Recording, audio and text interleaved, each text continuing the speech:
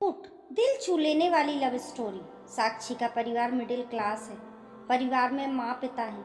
साक्षी के जीवन में तब जिम्मेदारियां बढ़ जाती हैं जब एक दिन अचानक उसके पिता को पैरालिसिस आ जाता है। साक्षी पर अब उसके छोटे भाई और एक छोटी बहन के साथ पिता के इलाज और घर चलाने का बोझ आ गया है। साक्षी ग्रेजुएट है।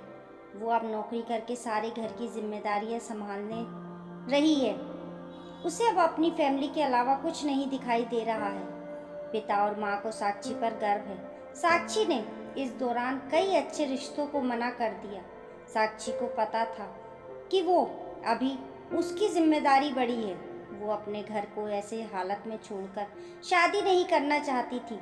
और फिर पता नहीं शादी के बाद कैसा परिवार और पति मिले। इन सब बातों को देखते हुए अभी वो शादी से दूर रहना चाहती। इन रिश्तों में से कुछ रिश्ते कुछ उनके रिश्तेदार ने बताए थे, इसलिए रिश्तेदार अब साक्षी से थोड़ा जलने लगे। उन्होंने साक्षी के लिए अपनी एक सोच बना ली थी। उन्हें लगने लगा था कि साक्षी बड़ी घमंडी हो गई है। इस कारण अब रिश्तेदारों ने भी धीरे धीरे बात कम कर दी। एक लड़का रचित कुछ दिनों से फॉलो कर रहा होता है। लड़के का लड़के को साक्षी अवॉइड करती है। लड़के का नाम रचित है। रचित साक्षी को दूर से ही देखता रहता है। कभी उसने ज़्यादा पास आने की कोशिश नहीं की। साक्षी को पता था कि वो उसे फॉलो कर रहा है, लेकिन कुछ ही दिन में रचित के बर्ताव से वो समझ गई थी कि वो किस तरह का है। जब साक्षी कभी उसके पास से भी गुजरती तो वो दूर होने लगता था, घबरा जाता था। साक्षी को मन ही मन उसकी ये बातें अच्छी लगने लगी।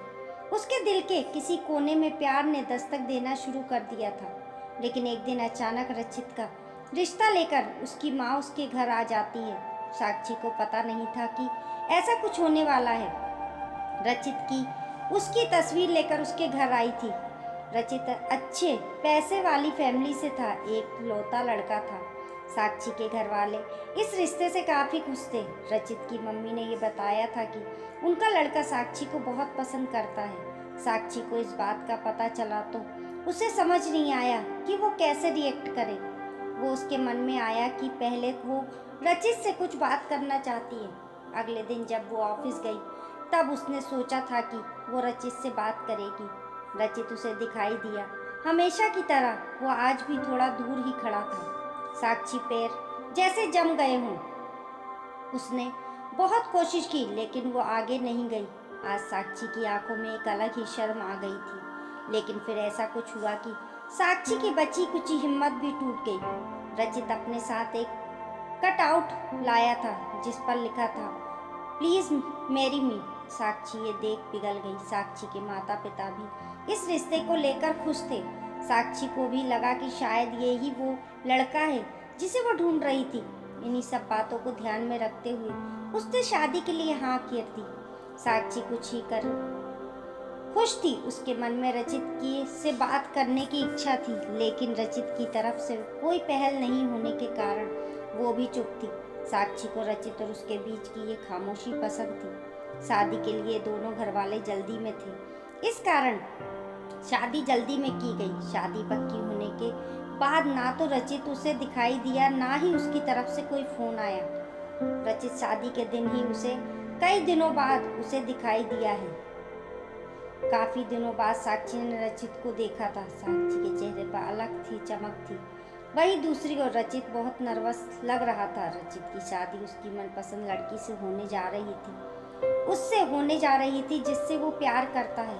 फिर भी उसके चेहरे पर खुशी नहीं है। साक्षी को भी ये बात अजीब लगी थी।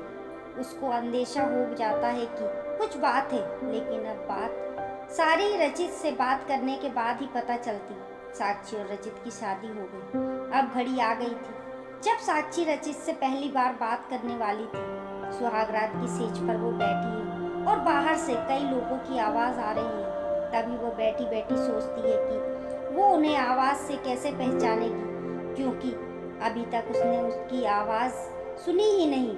फिर रचित कमरे में आता है। चेहरे का रंग पूरा उड़ जाता है। साक्षी एक नज़र चुपके से उठाकर उसे देखती है। वो भी बिस्तर के एक कोने पर बैठ जाता है। कई देर हो जाती है। साक्षी को अजीब लगता है क्योंकि रचित ना कुछ बोलता है और ना ही उसके पास आता है। साक्षी को लगता है कि उसे उनके बीच की इस खामोशी को तोड़ना होगा। फिर साक्षी ही पहल करती है और कहती है, सुनिए, आप इतने नर्वस होइए मत, मुझे आप पसंद हैं। रचित उसकी ओर मुड़ता है। उसके चेहरे को देखकर साक्षी को थोड़ी चिंता होती है, क्योंकि चेहरे पर एक अजीब सा डर था। साक्षी उसको पूछती है, क्या हुआ, आप खुश तो है ना? रचित केवल गर्दन हिलाता है। साक्षी बोलती है, मुझे आपसे बहुत बातें करनी है, लेकिन आपने पहल ही नहीं की। चलिए अब करते हैं। रचित अभी भी चुप रहता है। साक्षी फिर बोलती है, आप कुछ बोल क्यों नहीं रहे? रचित की आंखों में अब आंसू आ जाते हैं। सुहाग रात पर अगर पति की आंखों में आंसू दिखे तो आप सोच लें लड़की की क्या हालत होगी। साक्षी घबरा जाती है। क्या हुआ, मुझे बताइए तो। अब साक्षी को रचित का वो सच पता चल जाता है जिसकी वजह से रचित घबराया हुआ है। रचित अब साइन भाषा में बताता है कि वो बोल नहीं सकता। साक्षी को धक्का लगता है, जैसे कि बहुत जोर से किसी ने धक्का मारा हो। वो चुप हो जाती है और रचित से दूर हो जाती है। पहली रात ही उसे पता चलता है कि उसके परिवार वालों के साथ धोखा हुआ है और खुद रचित ने भी उसे ये नहीं बताया। वो बिस्तर पर बैठी बस यही सोच रही है कि अब क्या करूं। उसे कुछ समझ नहीं आ रहा। रचित अपनी आंखों में आंसू लिए साक्षी को हाथ लगाता है। साक्षी उसके हाथ को जोर से हटा देती है, कहती है, मुझे छूने की कोशिश भी मत करना। वो उसी समय अपने घर जाना चाहती है, लेकिन रात होने की वजह से उसके पैर रुक गए। साक्षी बाथरूम का दरवाज़ा खोल के बाथरूम में खुद को बंद कर लेती है। रचित बाहर बिस्तर पर ही बैठा चिंता में डूबा है। सारी रात ऐसे ही निकल जाती है। उस बंद बाथरूम में साक्षी के मन में कई ख्याल आ रहे थे। आखिरकार उसने एक फैसला लिया। उसने अपने घर वापस लौटने का फैसला लिया। उसके परिवार को भी इस बात का पता नहीं होता। परिवार वाले भी ये सुनकर शॉक्ड रह जाते हैं और अपने आप को कोसते हैं कि उन्होंने जल्दी कर दी, पहले पता लगाना था। साक्षी ने फैसला लिया कि अब वो कोर्ट में बात ले जाएगी। शादी के एक दिन बाद ही बात तलाक तक पहुंच जाती है। उसने फैसला किया कि झूठ से बनाया ये रिश्ता वो नहीं चाहती। रचित की माँ साक्षी के घर आती है। साक्षी की माँ उन्हें भला बुरा कहती है। साक्षी उन्हें रोकती है। वो पूछती है, आपको जरूरी नहीं लगा इतनी बड़ी बात हमें बताना? रचित की माँ नीचे मुँह कर और चुप रहकर सारी बात सुन रही है। रचित की माँ कहती है कि मैं माँ अपने बेटे का भला ही चाहती हूँ और उसके पिता भी नहीं है। वो साक्षी को पसंद करता है, इसलिए वो साक्षी से शादी करना चाहता था। मैंने हिम्मत की बोलने की, मगर मैं कर नहीं पाई। फिर मुझे डर भी लगा, क्योंकि पहली बार उसने कुछ करने को कहा। उसने तो मुझे बोला था कि तुम्हें सब बता दूं, और मैं चाहती भी थी, लेकिन नहीं कर पाई। मैंने रचित को भी झूठ बोला कि तुम मान गई, लेकिन शादी के पहले उसे पता चल गया कि मैंने उसको झूठ बोला है। तब तक देर हो गई थी, इसलिए वो खुश नहीं था। साक्षी, शायद तुम मुझे समझ पाओ।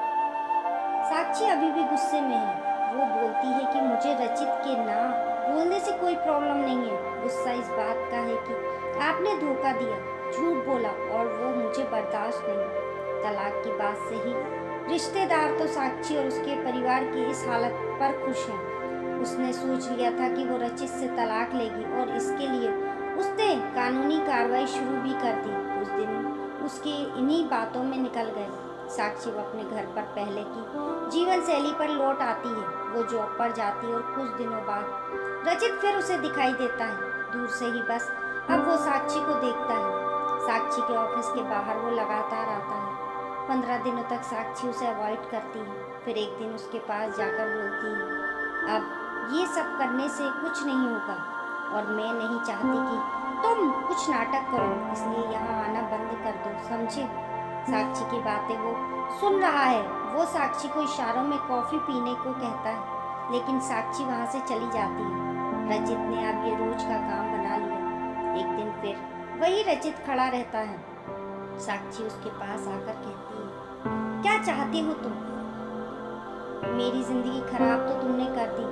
रचित फिर काफी का इशारा करता है। साक्षी कहती है, कॉफी पीकर मेरा पीछा छोड़ दोगे? रचित गर्दन में हाँ में हिलाता है। पास के एक रेस्टोरेंट में टेबल पर दोनों आमने सामने बैठते हैं। रचित अपने फ़ोन में कुछ मैसेज टाइप करता है। साक्षी उसको देख भी नहीं रही है। साक्षी के फ़ोन में मैसेज आता है। रचित का लिखा हुआ होता है, sorry but I really love you so much. कोई भी बोलने वाला तुम्हें मुझसे ज़्यादा प्यार नहीं कर सकता, और बात तो झूठी भी कोई कह सकता है, लेकिन आंखें हमेशा सच बोलती हैं। एक बार मेरी आंखों में देख लो, फिर तुम्हें जो सही लगे वो करना।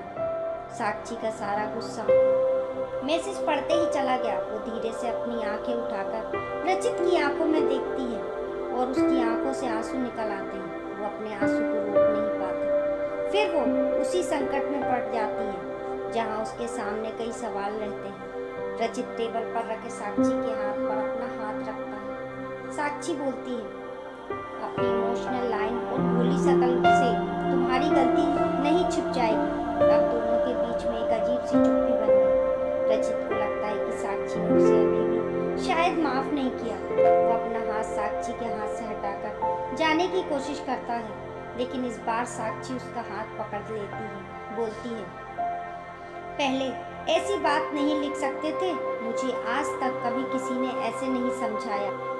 वो खड़ी होती और रचित को बोलती है, चलो मेरा सामान वापस लाना है मेरे घर से, अब तुम ही उठाकर ले जाओगे। रचित उठकर साक्षी को हक करता है। गिले शिकवे मिटाकर इस तरह उसके नए जीवन की शुरुआत होती है। दोस्तों, कहानी पसंद आने पर लाइक करें और शेयर करें। हमारे YouTube परिवार का हिस्सा बनने के लिए चैनल को सब्सक्राइब करें। कमेंट में बताना ना भूलें आपको कहानी कैसी लगी। मिलते हैं फिर एक नई कहानी के साथ।